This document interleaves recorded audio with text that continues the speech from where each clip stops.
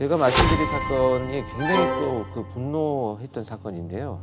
그 2005년에 한 프로그램에서 이 아버지가 백악종이라는 그 질병이 있습니다. 그러니까 이가 다 빠져가지고 어금니만 남게 되는데 이게 전 세계에 한 2% 정도 되는 희귀병이라고 합니다. 그래서 치료가 잘 안 되고 있는데 그것이 자기가 그 병을 앓고 있고 그 딸한테도 이게 이제 유전이 됐다고 해서 방송에 나와가지고 도움을 요청하는 막 방송을 하고 이게 불과 몇 달 만에 입원해진 거거든요. 성장 속도에 맞춰서 얘가 더 커지는 거예요. 계속해서.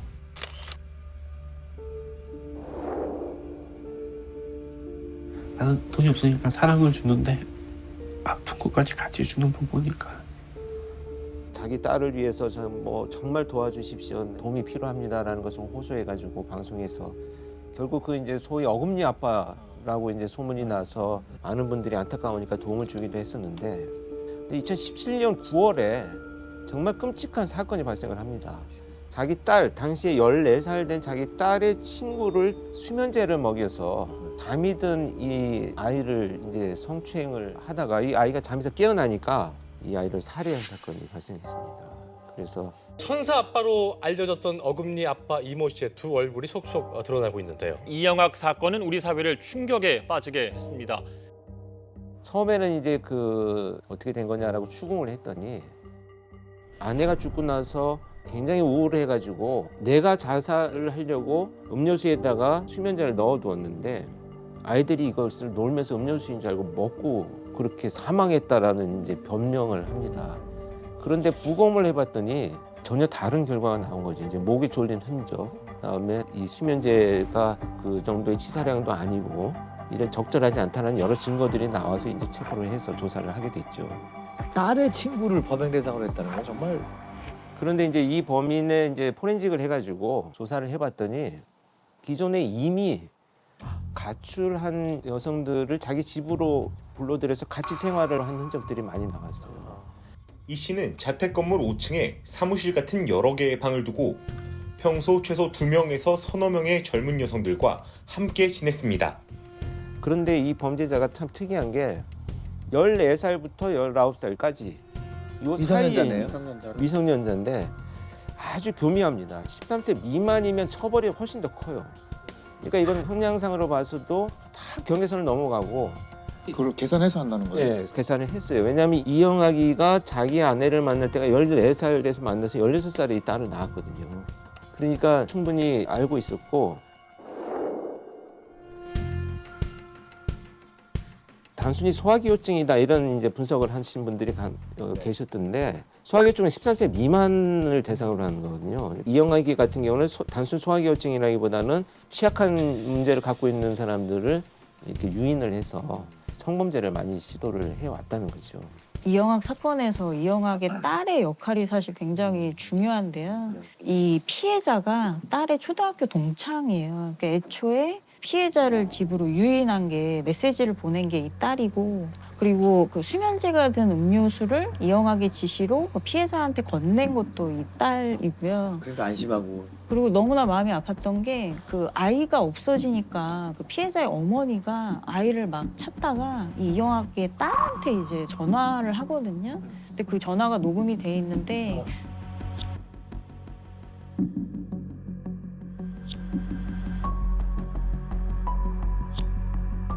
그 시간에 사실 그 피해자는 자기 집에 감금되어 있었거든요. 그러고 그 실종된 친구를 찾는 다른 친구가 메시지를 보내니까 거기다가 잘 모르겠는데 가출했나? 이런 식의 이제 메시지를 또 딸이 보내서 알면서도 거짓말을 했고 또 사실 이제 강원도 영월의 시신을 유기하고 돌아오는 차 안에서 이영학이 유서랍시고 이제 영상을 찍은 게 있어요. 근데 그 영상 안에 보면은 그 옆좌석에 딸이 타고 있거든요.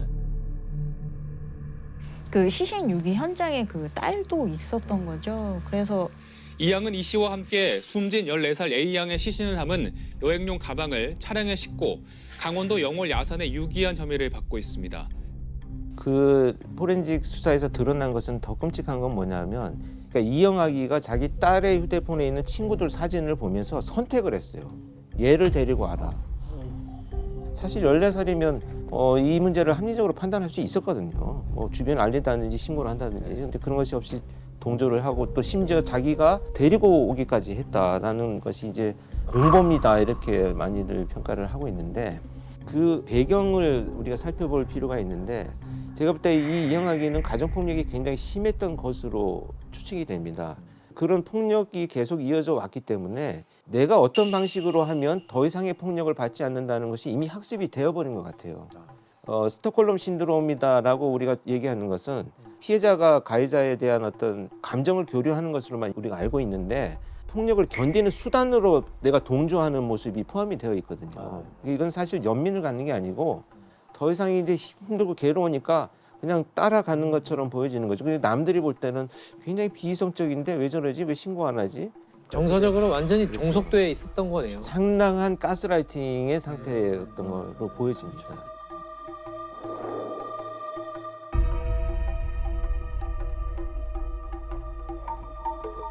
파면 팔수록 드러나는 이영학의 추악한 실체는 온 국민을 충격과 분노에 빠뜨렸는데요. 하지만 여기서 끝이 아닙니다. 이 이영학이라는 자는 이제 속속들이 정말 악의 모습이 드러나게 되는데요.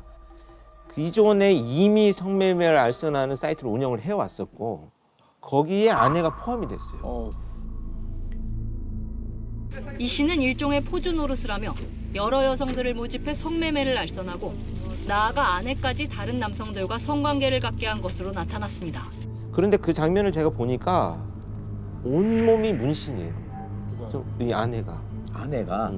그러니까 옷을 입고 있는 것 같아요. 그러니까 손과 얼굴을 제외하고는 완전 옷을 입고 있는 것처럼 온몸에 문신이 되어 있고 뭐 아주 그 혐오스러운 글자까지 막 이렇게 새겨져 있고 그런 상태에서 성매매를 시키고 그 장면을 또 녹화해가지고 사이트에 올려서 또 수익을 얻고 이런 행위들이 이어져 왔다는 거죠. 아내 최 씨하고 관계가 너무 이상해요. 그러니까 어떻게 이 관계가 어떻게 부부가 될 수 있나 싶거든요. 그렇죠. 그게 이제 그 여러 가지 해석이 가능한데요. 상당한 폭력과 지배 속에서 있었던 것으로 이제 추측이 되고요.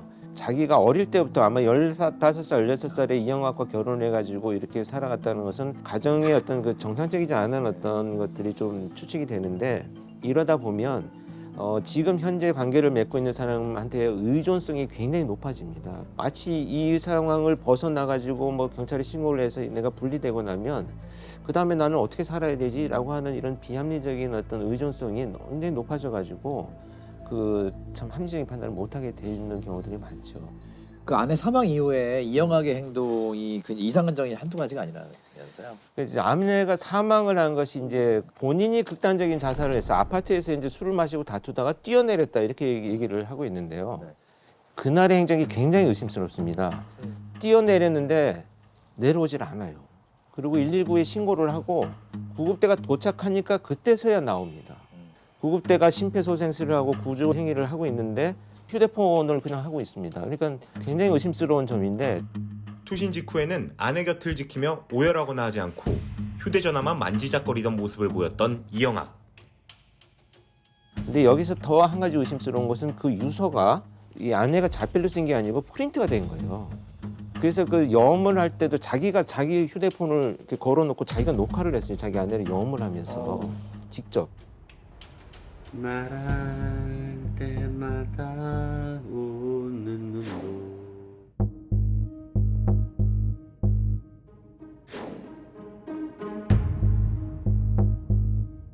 이영학의 아내 최 씨의 죽음을 두고 그동안 자살이냐 아니냐 많은 의혹이 제기됐는데요.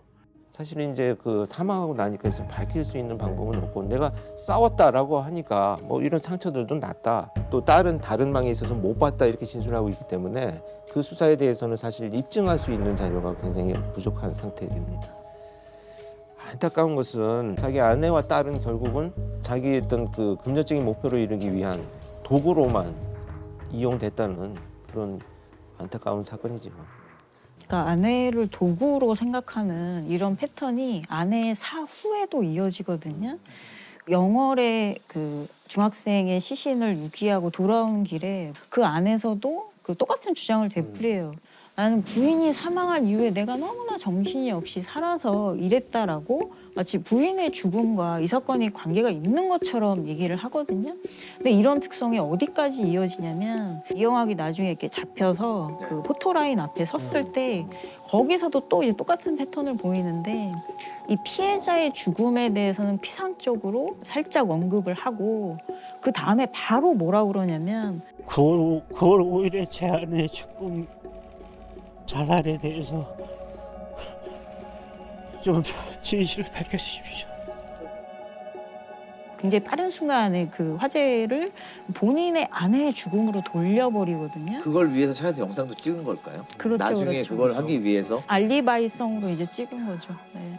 처음에는 그냥 정신없는 사람이라고 생각했다가 너무 용의주도하고 나쁜 사람이네요. 그러니까 이게 사실 언론을 통해서 막대한 금액의 기부와 이제 후원을 받고 또 치킨집도 차려주고 그러니까 이런 식으로 언론을 본인이 활용할 수 있다라는 거를 학습을 했고 실제로 그 활용도 했고요. 막대한 이익을 얻었고 차 안에서 찍었다는 영상이 뭘로 끝나냐면 여러분 감사합니다로 끝나요. 본인은 이게 유서라고 이제 주장을 하는데 그 유서의 끝이 여러분 감사합니다로 끝난다는 얘기는 뭐냐면 이영학이 항상 무슨 행동을 할 때는 이게 기부금과 후원금을 위해서 사람들한테 보여주기 위해서 이 행동을 한다는 거거든요.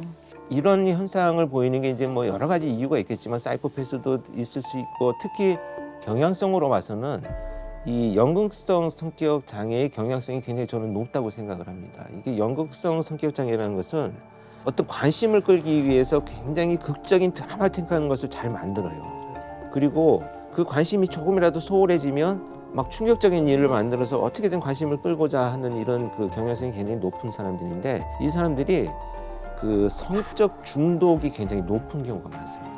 그러니까 성과 관련된 어떤 행위라도 합니다. 심지어 아내를 성매매시키면서 찍어서 동영상을 뭐 판매하고 말이죠. 이런 정말 저는 악마 이런 말도 표현하기 싫어요. 악마도 못 되는 인간들인데 이영학의 형량은 어떻게 되었나요? 이영학 무기징역 받았습니다. 무기징역. 처음에 사형이 선고가 됐었는데 이제 또 이제 항소를 하고 그래서 무기징역으로 이제 감형이 됐는데 저런 겁니다. 이제 난치병을 앓고 있었고 어려서부터 뭐 학력이 좀 떨어지고 그래서 정상적인 판단하지 못하지 않았느냐 이런 것들이 좀 감안이 됐고요. 그다음에 아내 사망 후에 뭐 분노, 죄책감, 충격 등을 경험했다라고 하는데 이것은 다 반영이 됐네요. 네, 그 얘기들이. 반영이 됐어요. 또 왜곡된 성적 충동을 해소하거나 억제할 방법을 찾지 못해서 우발적인 살인이 일어난 것으로 보인다. 일단 판결문 자체가 좀 납득이 안 돼. 지금 얘기를 들어보면. 근데 이제 그 범죄의 이제 원인이 그 범죄인의 책임이 당연히 제일 크겠죠. 또 어떤 사람은 또 사회의 책임이라고도 하잖아요. 사회가 범죄의 배양기다. 또 어떤 사람은 그 타고난 유전적 요소.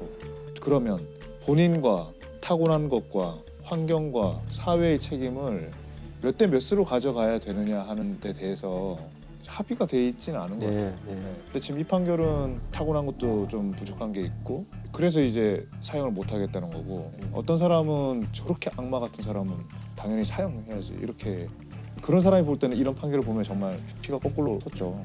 아 그럼 사회가 책임이면 저런 악마 같은 범죄 저지른 내가 책임이 있단 말이야? 좀 몸이 불편하면 다 저런 짓 해? 그렇다고 어떻게 그게 책임이 덜어져? 뭐 이렇게도 생각할 수 있는 거잖아요. 근데 상식적으로만 생각을 해보면 그 사형과 무기징역 지금 그 경계가 언뜻 생각하기에는 교화 가능성이 정말 단 1%라도 있는가의 문제일 것 같은데 얘기를 듣다 보면 과연 좀 회의적인 생각이 드는 것 같아서 사실 우리 무기징역이라고 하는 것이 한 20년이 지나면 가석방의 대상이 되거든요.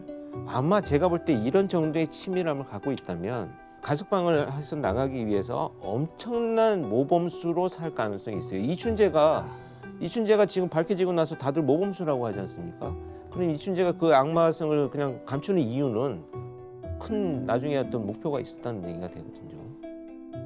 이영학도 그런 준비를 하지 않을까 생각이 듭니다.